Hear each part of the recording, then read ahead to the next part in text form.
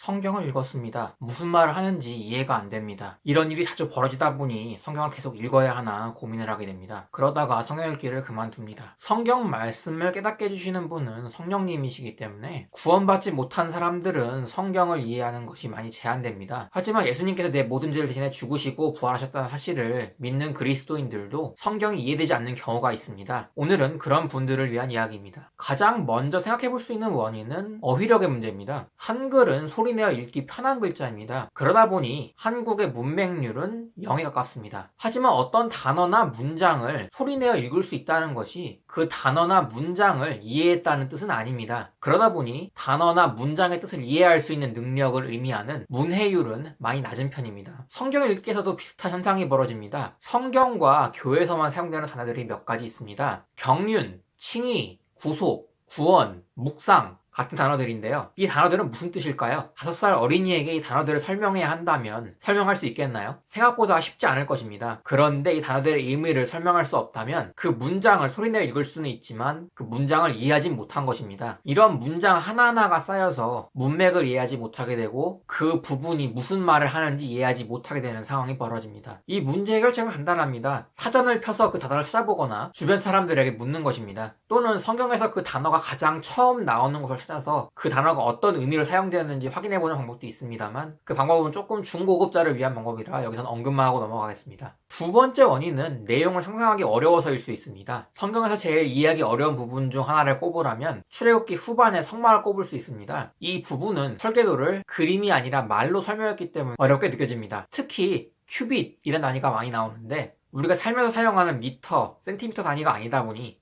더 어렵습니다. 이런 경우에는 다른 사람의 해설이나 그림을 보면서 같이 읽으면 도움이 많이 됩니다. 마지막 원인은 관련된 부분을 알지 못해서일 수 있습니다. 성경이란 책은 처음부터 끝까지 시간순, 주제별로 딱딱 나누어 놓은 책이 아닙니다. 그런 경우가 아예 없는 것은 아니지만 그렇지 않은 경우가 더 많습니다. 그리고 성경 이곳저곳에서 다른 성경을 인용하거나 이 정도는 알겠지 하고 간단히 넘어간 후 그 배경 지식 위에 새로운 정보를 쌓아 올라가는 경우도 많습니다. 이런 경우에는 이 관련된 부분을 알지 못해서 이해하기 어려운 경우도 많습니다. 사실 이게 제일 어려운 경우입니다. 이건 가르치는 사람이 설명해주거나 스스로 찾아보는 수밖에 없기 때문입니다. 두꺼운 주석서를 구해서 읽어보는 방법도 있지만 가장 좋은 해결책은 성경을 여러 번 읽는 것입니다. 그러다 보면 과거에는 보이지 않았던 관련된 부분들이 연결이 되기 시작합니다. 뭘 인용하는 건지, 과거의 어떤 사건을 말하고 있는 것인지 확실하게 드러나게 됩니다. 어휘력, 상상력, 배경 지식 같은 것들이 성경 읽기에 영향을 끼친다는 것을 알게 되었습니다. 이런 것들은 하루아침에 발전시킬 수 없는 내용들입니다. 그렇기 때문에 여유를 갖고 모를 때는 넘어가기도 하면서 천천히 꾸준히 배워가셨으면 좋겠습니다.